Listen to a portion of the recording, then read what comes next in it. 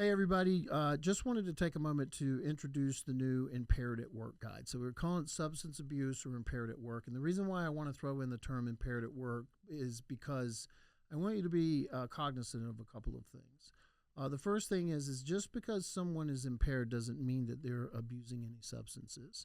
And what I mean by that is because we're a solution center and we're taking thousands of calls, part of when we look at what kind of guide we're going to build, we look at the number of tickets that come in asking us for help with certain things.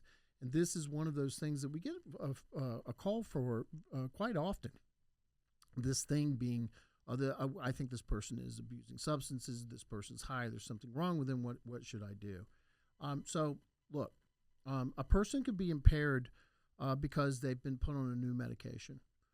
And they didn't know what it was going to do to them. And so that could be impairment in one way. A person could be, believe it or not, I've seen in my own mom, although she was past working age when this happened to her, you've all heard of this, she had a bad bladder infection and she was acting as if she had just taken a bunch of drugs when I walked into the house, and it had nothing to do with any kind of substance abuse. A person could be impaired because they didn't know that they were a diabetic or that their meds are off. I had a really good friend for a long time who was a type 1 diabetic, and I came into his apartment one day, and he literally had a gun out and was just obviously acting impaired. So the reason why I bring all of these things up is because this guide is designed to help you take one half step back and look at the impairment as impairment first and not as substance abuse first.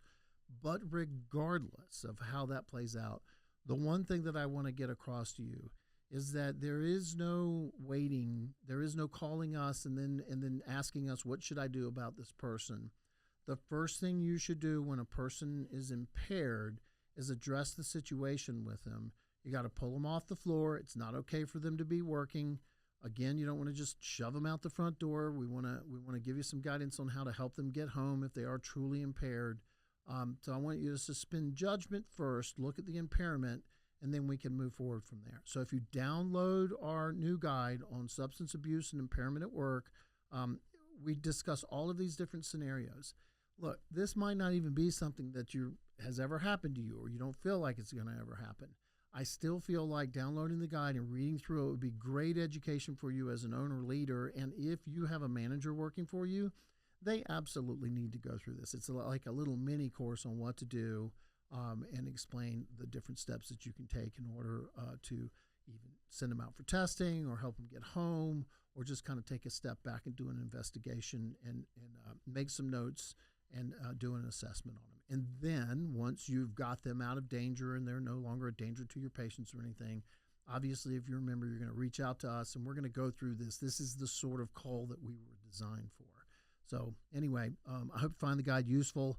I think this is something you're going to want to put in your little save box. You want to keep it on the side and use it for training.